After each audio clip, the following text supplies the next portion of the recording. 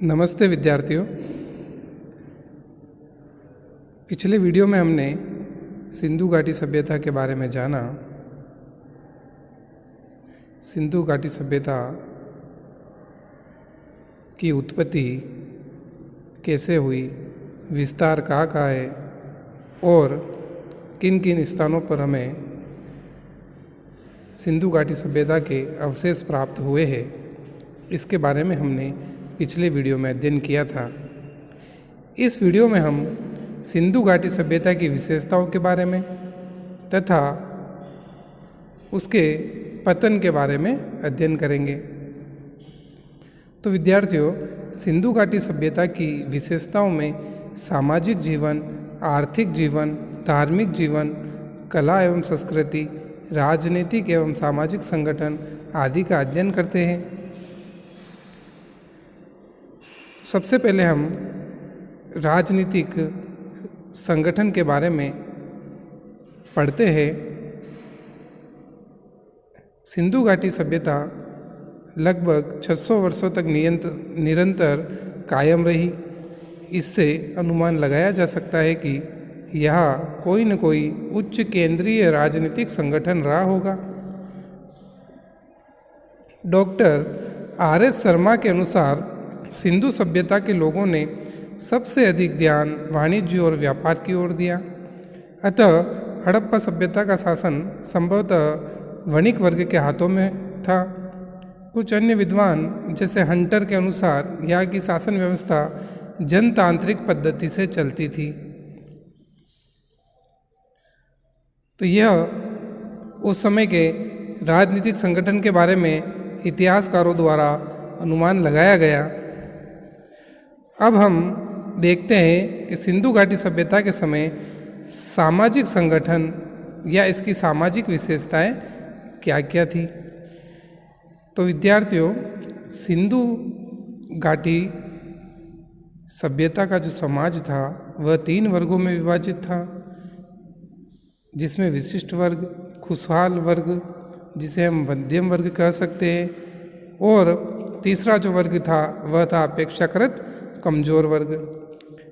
ऐसा अनुमान लगाया जाता है कि दुर्ग में निवास करने वाले लोग पुरोहित वर्ग के थे। जैसा कि मैंने आपको कल बताया था कि सिंधु सभ्यता के अंतर्गत जो हड़प्पा का हमें क्षेत्र मिला है वह 2 भागों में विभक्त था। एक तो दुर्ग का वाला हिस्सा और एक निचला हिस्सा। जो दुर्ग वाला हिस्सा था उसके अंदर तो पुरोहित वर्ग निवास करते थे, और जो निचला क्षेत्र था या नगर के निचले हिस्से में अपेक्षाकृत कमजोर वर्ग जैसे किसान, कुंभकार, बढ़ई, नाविक, सोनार, जुलाहे तथा श्रमिक रहते थे। हड़प्पा सभ्यता में संभवतः दास प्रथा प्रचलित थी। सिंधु घाटी के निवासी खाने पीने, वस्त्र एवं आभूषणों के शौकीन थे। आभूषण सोने चांदी एवं माणिक्य के बनाए जाते थे। हाथीदांत तथा शंख का उपयोग अलंकरण तथा चूड़ियाँ बनाने के लिए किया जाता था। दर्पण तांबे के बने थे, जबकि कंगिया और सुइयाँ हाथीदांत की बनी हुई थी। विद्यार्थियों, हड़प्पा से हमें एक संगारदान भी मिला है तथा चनूदड़ों से एक अंजन शालिका तथा लिपस्टिक प्राप्त हुई है। जैसा कि मैंने कल भी आपको बताया था कि लिपस्टिक के प्रमाण हमें चनूदड़ों से प्राप्त होते हैं। नौसारों से स्त्रियों की मांग में सिंदूर लगाए जाने के साक्ष्य मिले हैं। हड़प्पा सभ्यता के लोग मनोरंजन के लिए पासे खेलना, शिकार तथा नृत्य आदि किया करते थे। तो विद्यार्थियों, ये हमने सिंधु घाटी सभ्यता की विशेषताओं के अंतर्गत सामाजिक विशेषताओं के बारे में जाना। अब हम उस समय स्त्रियों की क्या दशा थी उसके बारे में पढ़ते हैं। तो विद्यार्थियों, सबसे अधिक नारी की मूर्तियाँ मिलने के कारण सैंधव समाज मात्र सत्तात्मक माना जाता है। यानी कि विद्यार्थियों, सिंधु घाटी सभ्यता से जितनी भी मूर्तियाँ प्राप्त हुई है उसमें नारी की मूर्तियाँ सर्वाधिक है। इसीलिए इतिहासकारों ने यह अनुमान लगाया कि उस समय की जो सत्ता थी या समाज था वह मात्र सत्तात्मक होगा। परंतु लोथल से 3 युगल समाधान तथा कालीबंगा से 1 युगल समाधान मिला है, जिससे अनुमान लगाया जाता है कि यह सती प्रथा का प्रचलन था। विद्यार्थियों, लोथल गुजरात से और कालीबंगा राजस्थान से हमें जो कंकाल मिले हैं वह युगल रूप में मिले हैं। इस कारण से इतिहासकारों ने अनुमान लगाया कि उस समय सती प्रथा का प्रचलन भी होगा। अब हम सिंधु घाटी सभ्यता के समय का आर्थिक जीवन के बारे में अध्ययन करते हैं। सिंधु सभ्यता का आर्थिक जीवन अत्यंत विकसित अवस्था में था। आर्थिक जीवन के प्रमुख आधार कृषि, पशुपालन, शिल्प और व्यापार थे। अब हम सबसे पहले कृषि के बारे में देखते हैं। सिंधु तथा उसकी सहायक नदियों द्वारा प्रतिवर्ष लाई गई उपजाऊ जलोढ़ मिट्टी कृषि कार्य हेतु महत्वपूर्ण मानी जाती थी। इस उपजाऊ मैदान में मुख्य रूप से गेहूं तथा जौ की खेती की जाती थी। हड़प्पई लोगों को कुल 9 फसलें ज्ञात थी।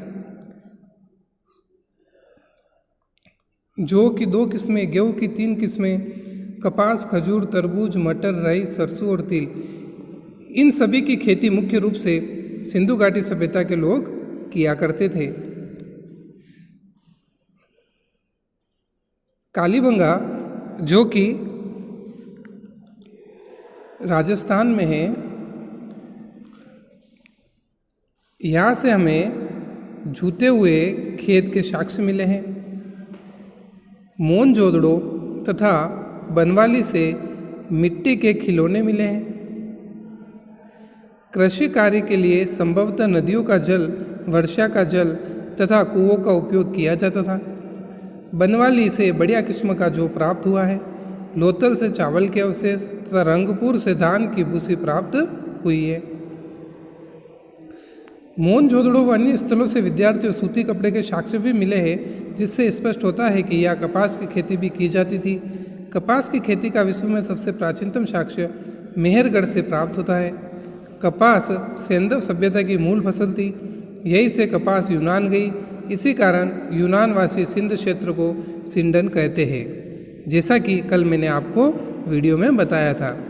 अनाज संभवतः कर के रूप में वसूला जाता था, क्योंकि प्रमुख नगरों से अन्नागार प्राप्त हुए हैं। लोथल से आटा पीसने की पत्थर की चक्की के 2 पार्ट मिले हैं। हड़प्पा सभ्यता के मिट्टी के बर्तनों तथा मोहरों पर अनेक पेड़ पौधों का अंकन मिलता है। इसमें पीपल, खजूर, नीम, नींबू एवं केला आदि प्रमुख हैं।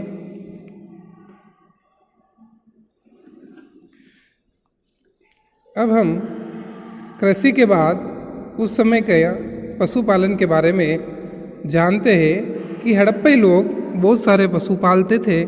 वे बैल, गाय, भैंस, बकरी, भेड़, सूअर, कुत्ता, बिल्ली, गधे, ऊंट, गेंडे, बाघ, हिरन आदि से परिचित थे।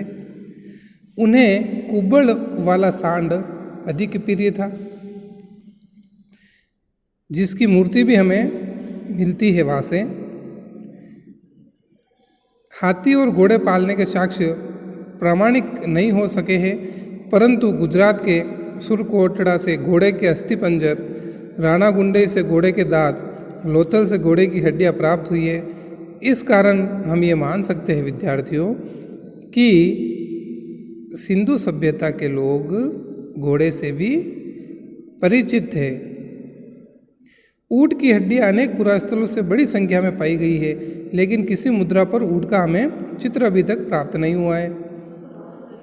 अब हम शिल्प एवं उद्योग धंधे के बारे में जानते हैं कि सिंधु घाटी सभ्यता के समय तांबे में टीन मिलाकर कांसा तैयार किया जाता था। कल मैंने जैसा आपको बताया था कि इस सभ्यता को कांस्य युगीन सभ्यता भी कहते हैं, क्योंकि इस समय के लोग तांबा और टीन को साथ में मिलाकर कांसा तैयार करने की पद्धति जान चुके थे, इसलिए हम इसे कांस्ययुगीन सभ्यता भी कहते हैं। तो विद्यार्थियों, तांबा हमें राजस्थान के खेतड़ी से तथा टीन अफगानिस्तान से मंगाया जाता था। संभवतः कांस्य शिल्पियों का समाज में महत्वपूर्ण स्थान था। कांस्य शिल्पियों के अतिरिक्त राजगिरोह तथा आभूषण निर्माताओं का भी समुदाय इस समय सक्रिय था।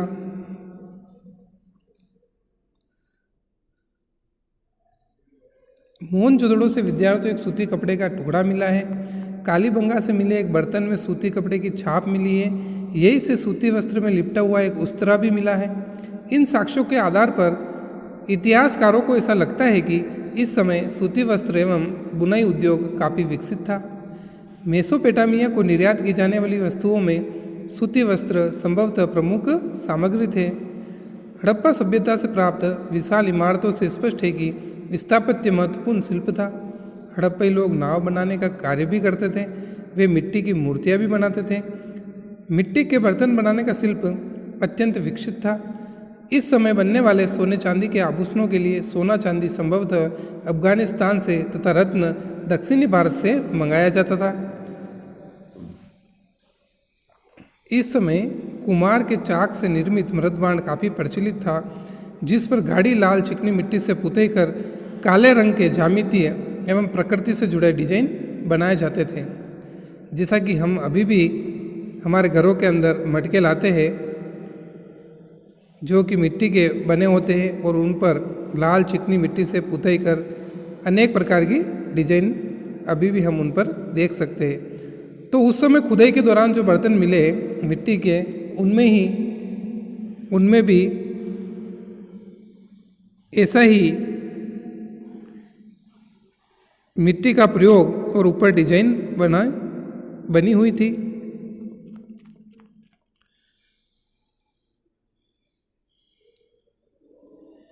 अगला है युद्ध संबंधी उपकरण।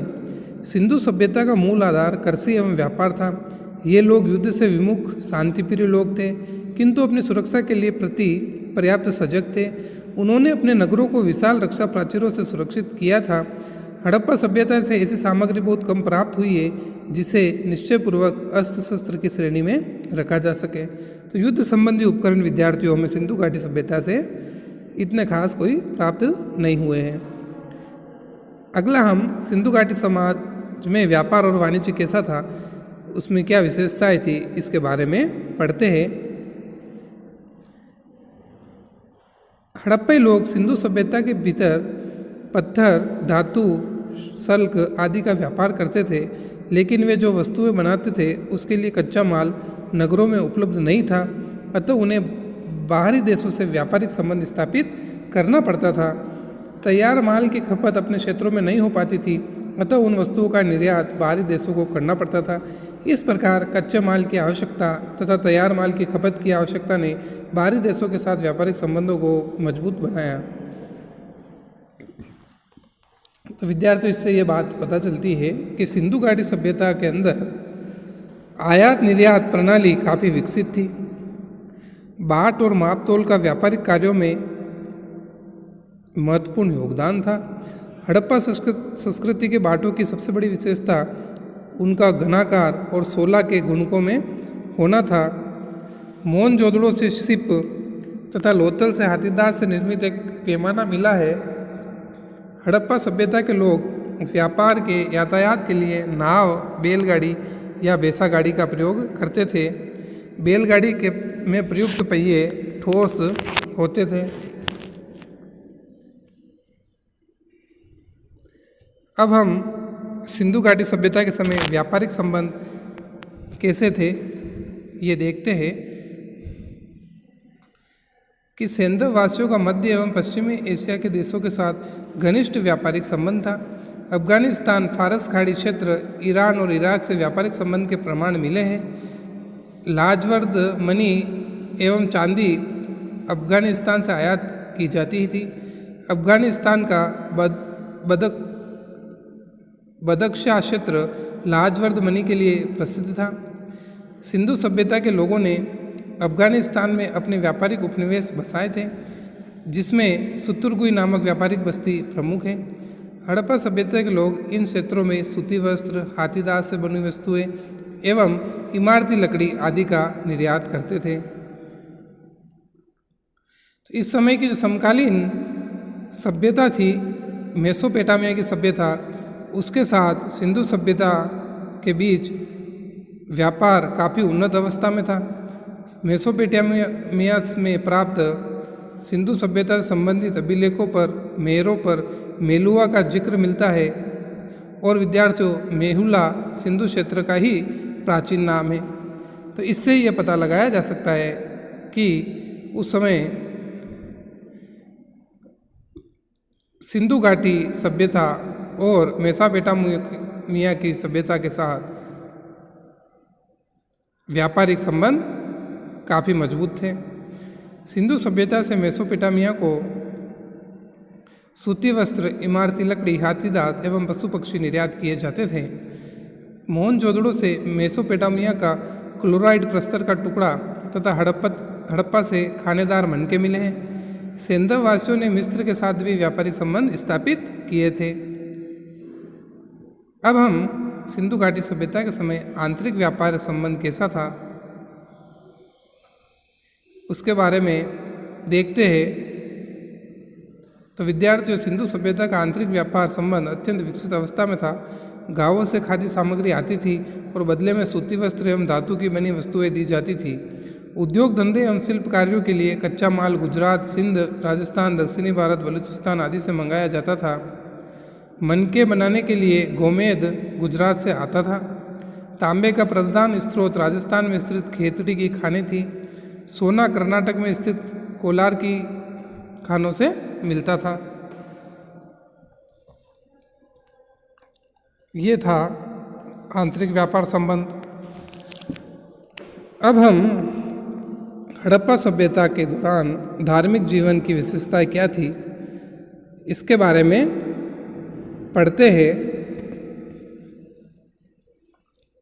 विद्यार्थियों, हड़प्पा सभ्यता के धार्मिक जीवन के बारे में अधिकांश जानकारी पुरातात्विक स्रोतों से प्राप्त होती है, जिनमें मिट्टी की मूर्तियाँ, पत्थर की छोटी मूर्तियाँ, मोहरे तथा मृदभांड प्रमुख है। हड़प्पावासी एक ईश्वरीय सत्ता में विश्वास रखते थे, जिसके दो रूप थे, परम पुरुष और परम स्त्री।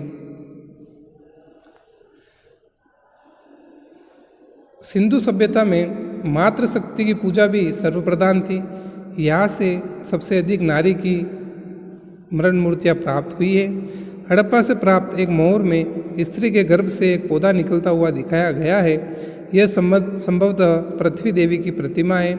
इससे मालूम होता है कि हड़प्पाई लोग धरती को उर्वरा की देवी मानकर उनकी पूजा करते थे। दूसरे जो पूजाएं करते थे पशुपति की। हड़प्पा सभ्यता में पशुपति की पूजा प्रचलित थी। मोहनजोदड़ो से प्राप्त एक मोहर में 3 मुख वाला एक पुरुष ध्यान की मुद्रा में बैठा है। उसके सिर पर 3 सिंह है।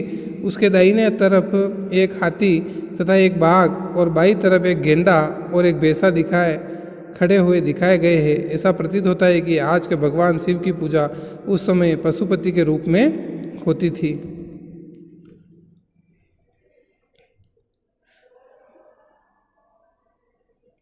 पशु पूजा। पशुओं में कुबड़ वाला सांड इस सभ्यता के लोगों के लिए विशेष पूजनीय था। मोहनजोदड़ो से प्राप्त एक मोहर में पशु की आकृति मिली है। उसके 3 सिर है, जिसमें ऊपर के 2 सिर बकरे के तथा नीचे का तीसरा सिर भैंसे का है। मार्शल के अनुसार पशुओं की पूजा शक्ति के रूप में होती थी।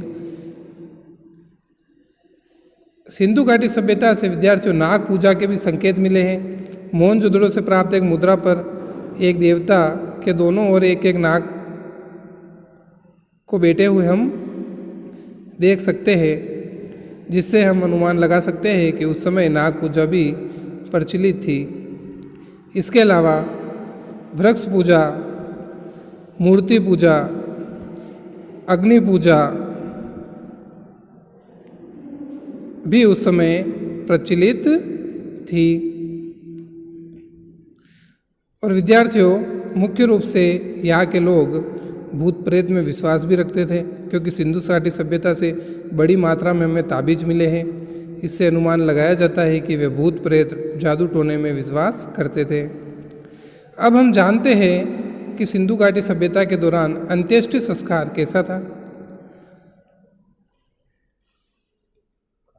तो विद्यार्थियों, सिंधु सभ्यता में अंत्येष्टि संस्कार विधियों से उनके पारलौकिक जीवन में विश्वास की पुष्टि होती है। अंत्येष्टि संस्कार की 3 विधियाँ प्रचलित थी: पूर्ण समाधिकरण, आंशिक समाधिकरण तथा दाह संस्कार। और इनके जो कब्रिस्तान होते थे विद्यार्थियों, वह बस्ती से बाहर होते थे। जैसा कि आज भी आप देख सकते हो, किसी भी गांव में कब्रिस्तान या शहर में कब्रिस्तान बस्ती के बाहर ही हुआ करते हैं। तो ये सवादान की जो 3 विधियाँ प्रचलित थी, उनमें जो पूर्ण समाधिकरण, आंशिक समाधिकरण व दाह संस्कार प्रचलित था। पूर्ण समाधिकरण में क्या होता था? शवों को उत्तर दक्षिण दिशा में रखकर उनके उपयोग की अनेक वस्तुएं जैसे मृदबाण, शीशा, कंघी आदि भी दफना दी जाती थी। इसे हम पूर्ण समाधिकरण कहते हैं। वही आंशिक समाधिकरण में शव को पहले खुला छोड़ दिया जाता, फिर उसके कुछ हिस्से को दफना दिया जाता था।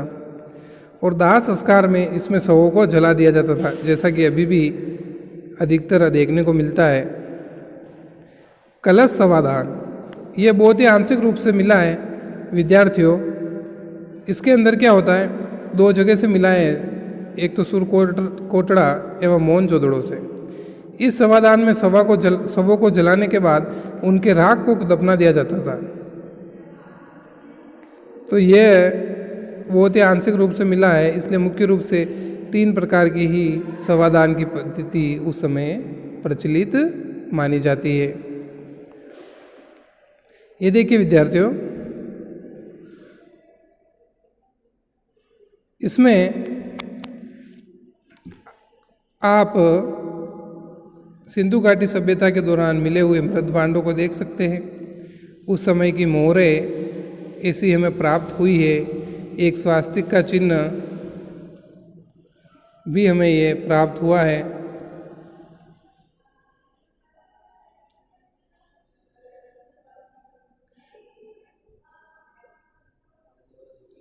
इसमें यह दोनों मूर्तियां में मोहनजोदड़ो से प्राप्त हुई है, जिसको उस समय के, इस वाली मूर्ति को उस समय के राजा की मानी जाती है। और यह एक नर्तकी की मूर्ति भी हमें मोहनजोदड़ो से प्राप्त हुई है।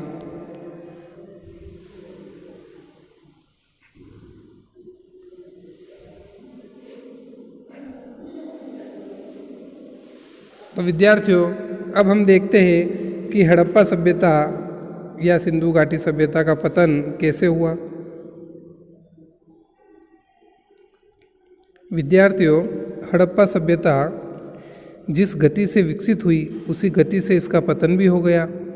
इसके पतन के लिए बाढ़, आर्यों का आक्रमण, जलवायु परिवर्तन, भूतात्विक परिवर्तन, व्यापार में गतिरोध, प्रशासनिक शिथिलता, महामारी और संसाधनों का अधिक उपभोग जैसे कारण मुख्य रूप से जिम्मेदार हैं। सबसे पहला कारण हम बाढ़ को देखते हैं। सिंधु सभ्यता के पतन का मुख्य कारण बाढ़ माना जाता है। मार्शल ने मोहनजोदड़ो, मेके ने चन्नूदड़ो तथा आर.एस. राव ने लोथल के पतन का मुख्य कारण बाढ़ को माना है, किंतु इससे उन नगरों का पतन का कारण पता नहीं चलता जो नदियों के किनारे नहीं थे। दूसरा जो कारण है पतन का, वो है आर्यों का आक्रमण, परंतु यह मत अब पूरी तरह से अमान्य हो चुका है। इस मत को विलियर ने दिया था। तीसरा जो कारण है जलवायु परिवर्तन।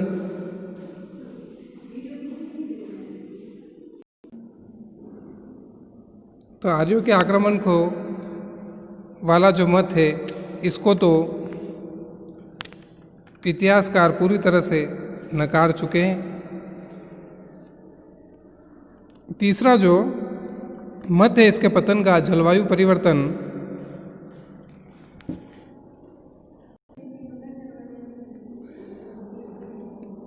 तीसरा जो जलवायु परिवर्तन वाला मत है उसके जो समर्थक है ओरेन स्टाइल व अमलानंद घोष आदि विद्वानों के अनुसार जंगलों की अत्यधिक कटाई के कारण जलवायु में परिवर्तन आया, अतः यह सभ्यता धीरे धीरे नष्ट हो गई।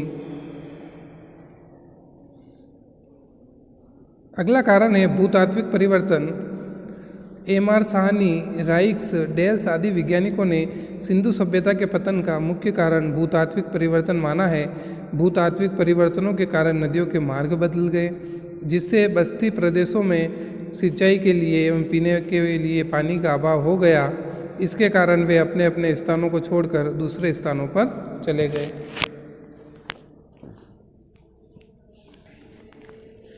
अगला जो प्रशासनिक कारण माना जाता है, प्रशासनिक सफलता नहीं है, शिथिलता है। ये मिस्टेक हो गई थी टाइप करने में। तो विद्यार्थियों, जॉन मार्शल के अनुसार सिंधु सभ्यता के अंतिम चरण में प्रशासनिक शिथिलता के लक्षण दृष्टिगोचर होने लगे, जिसके कारण ये सभ्यता धीरे धीरे नष्ट हो गई। अगला जो मत है वह यू.आर. केनेडी का मत है कि उस समय मलेरिया जैसी किसी महामारी से सिंधु सभ्यता नष्ट हो गई। अंतिम जो मत है अदृश्य गाज का, इसके अंतर्गत विद्वानों का मानना है कि सिंधु सभ्यता का विनाश पर्यावरण में अचानक होने वाले किसी भौतिक रासायनिक विस्फोट अदृश्य गाज के कारण हुआ। इस अदृश्य गाज से अत्यधिक मात्रा में ऊर्जा निकली, जिससे तापमान में लगभग 15,000 डिग्री सेल्सियस की वृद्धि हुई, जिसके कारण दूर दूर तक सब कुछ नष्ट हो गया। सिंधु सभ्यता इतने बड़े क्षेत्र में विस्तृत थी कि उसका पतन किसी एक कारण से होना संभव नहीं था। विद्यार्थियों, अब हम निष्कर्ष देखते हैं इसका सिंधु सभ्यता के पतन का, कि सिंधु सभ्यता इतने बड़े भूभाग पर फैली हुई थी कि उसका पतन किसी एक कारण होने से संभव नहीं था। हर स्थल के पतन के अलग अलग कारण रहे होंगे। किसी स्थल का पतन बाढ़ के कारण हुआ तो किसी स्थल का अग्निकांड के कारण, किसी का जलवायु परिवर्तन के कारण हुआ तो किसी का भूतात्विक परिवर्तन के कारण। तो विद्यार्थियों, कुल मिलाकर इन स्थलों का पतन आकस्मिक न होकर क्रमिक था। इस प्रकार उपयुक्त सभी कारणों ने मिलकर सिंधु सभ्यता को नष्ट कर दिया, परंतु विद्वानों में पतन का सर्वाधिक मान्य कारण बाढ़ ही है। तो विद्यार्थियों, सिंधु जो सभ्यता के जो पतन का जो मुख्य कारण था वह अंतिम रूप से सर्वाधिक मान्य जो मत है वह बाढ़ है, क्योंकि इस सभ्यता के किनारे 6 से 7 बड़ी बड़ी नदियाँ थी। इसीलिए इतिहासकारों ने इस मत को ही सबसे सर्वमान्य मत माना है कि सिंधु घाटी सभ्यता का पतन बाढ़ आने के कारण ही हुआ होगा।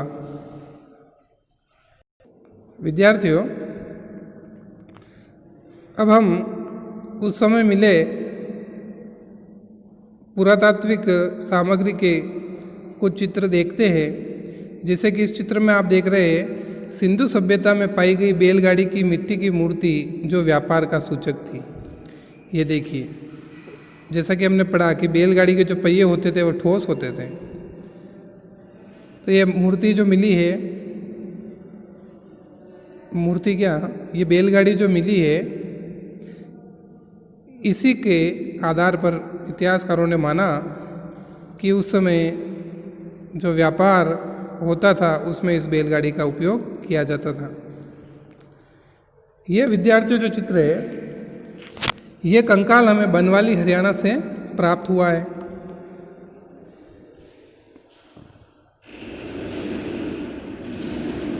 ये मूर्ति विद्यार्थियों हमें मोहनजोदड़ो से प्राप्त हुई है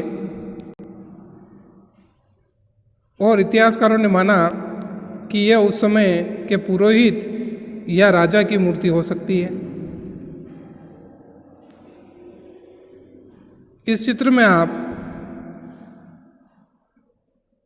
मृदबाण देख रहे होंगे। ये अभी के समय हम घरों में जो मटके काम में लेते हैं उस तरह से ही थे। तो ये कुछ मृदबाण भी हमें सिंधु घाटी सभ्यता से मिले थे। तो विद्यार्थियों, ये कुछ प्राप्त सामग्रियों के चित्र थे जिसे हमने देखा, और यहीं पर आपकी सिंधु घाटी सभ्यता का